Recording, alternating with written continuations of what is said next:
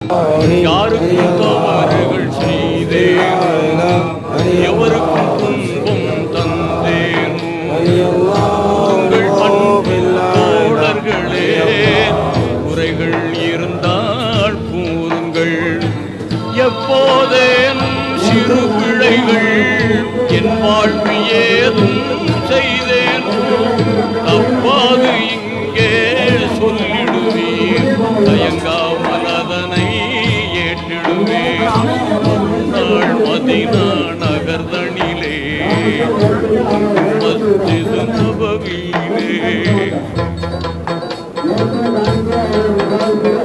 அது கேட்ட தோழர்கள் நெஞ்சங்கள் அதிர்ந்தது, அங்கமெல்லாம் நடுங்கியே. அது கேட்ட தோழர்கள் நெஞ்சங்கள் அதிர்ந்தது, அங்கமெல்லாம் நடுங்கியே. நீதி